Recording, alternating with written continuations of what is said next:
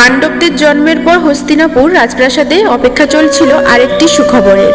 অন্ধ রাজা ধৃতরাষ্ট্র ও তার রানী গান্ধারী অধীর আগ্রহে অপেক্ষা করেছিলেন তাদের সন্তানের জন্য, কিন্তু সময় যেন থমকে গিয়েছিল। মাসের পর মাস পেরিয়ে গেল, তবুও সন্তান জন্ম নিল না। প্রায় 2 বছর কেটে যায়।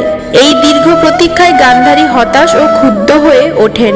একদিন ক্রোধে ও দুঃখে তিনি নিজের উদরে আঘাত করেন, আর তখনই তার গর্ভ থেকে বেরিয়ে আসে এক বিশাল কঠিন মাংসপিণ্ড। এই অদ্ভুত ও ভয়ঙ্কর দৃশ্য দেখে রাজপ্রাসাদের আতঙ্ক ছড়িয়ে পড়ে।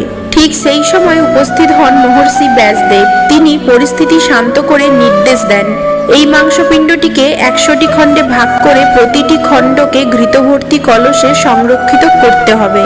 ব্যাসদেবের নির্দেশ মতো সেই খণ্ডগুলো কলসে রাখা হয়। নির্দিষ্ট সময় অতিক্রমের পর একে একে সেই কলসগুলো থেকে জন্ম নিতে শুরু করে সন্তানেরা। মোট 100 জন পুত্র এবং 1 কন্যা দুশলা। প্রথম জন্ম নেয় দুর্যোধন, কিন্তু তার জন্মের মুহূর্তেই হস্তিনাপুরে দেখা দেয় অশুভ লক্ষণ। শকুনের কর্কশ ডাক শোনা যায়, পশুরা অস্থির হয়ে ওঠে, আকাশে অদ্ভুত শব্দ প্রতিধ্বনিত হয়। এই লক্ষণ দেখে রাজ্যসভায় বিদুর গভীর উদ্বেগ প্রকাশ করেন।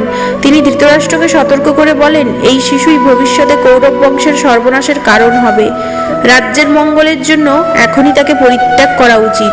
কিন্তু পুত্রস্নেহে অন্ধ ধৃতরাষ্ট্র সেই উপদেশ অগ্রাহ্য করেন।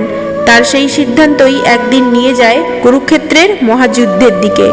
পরবর্তী পর্বে জানবো শৈশব থেকেই কিভাবে শুরু হয় পাণ্ডব ও কৌরবদের দ্বন্দ্ব। ভিডিওটি ভালো লাগলে অবশ্যই লাইক, কমেন্ট, শেয়ার করবেন, আর চ্যানেলে নতুন হলে চ্যানেলটি সাবস্ক্রাইব করে সঙ্গে থাকুন।